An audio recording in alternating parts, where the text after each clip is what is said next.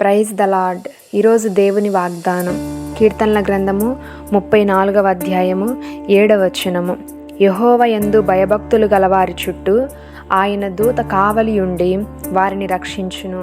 ఈరోజు పరిశుద్ధాత్మ దేవుడు మనతో మాట్లాడుతున్న మాటలేమనగా, మనము దేవుని పిల్లలము కనుక దేవుడు మనల్ని రక్షించడానికి మనకంటూ ఒక దూతను సిద్ధపరిచి ఉన్నాడు.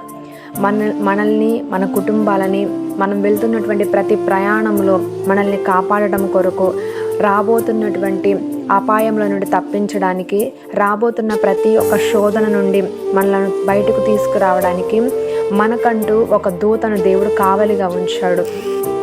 ఈ వాక్యాన్ని మనం మొదట మన హృదయంలో నమ్మాలి.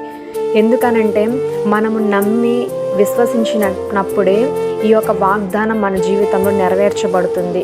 కాబట్టి ఆయన దూత మనకి ఏం చేస్తుందనంటే, దుష్టుడి యొక్క శోధనలు, అగ్ని బాణాలు మన మీదకు వస్తున్నప్పుడు ఆ ప్రతి శోధనను, ఆ దుష్టుడి యొక్క అగ్ని బాణములను ఆర్పుటకు శక్తినిస్తుంది. ఆ శోధన మన మీదకు రాకుండా మనల్ని సమృద్ధిగా కాపాడుతున్నది, మనల్ని రక్షిస్తున్నది. కాబట్టి ఈరోజు మనం ఈ వాగ్దానాన్ని నమ్మాలి. నాకంటూ దేవుడు ఒక దూతను ఏర్పాటు చేశాడు. నా శ్రమలలో, నేనున్న కష్టములో నాకు సహాయం చేయుటకు ఆయన తన దూతను నా కొరకు పంపి ఉన్నాడని మనం నమ్మాలి. ఇశ్రాయేలీలు కూడా ఐగుప్తు దేశంలో బంధకములలో ఉండి వెట్టి చాకిరీ చేయలేక దేవునికి మొరపెడుతున్న సమయంలో వారిని రక్షించడానికి దేవుడు వారి యొద్దకు మోషేను పంపించి ఉన్నాడు.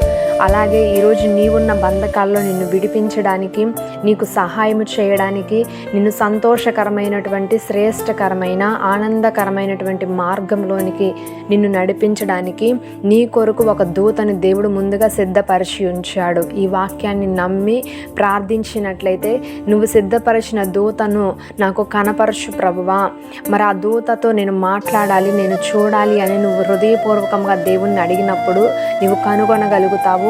ఆయన సన్నిధిని, ఆయన ప్రత్యక్షతను కూడా నీవు అనుభవించగలుగుతావు.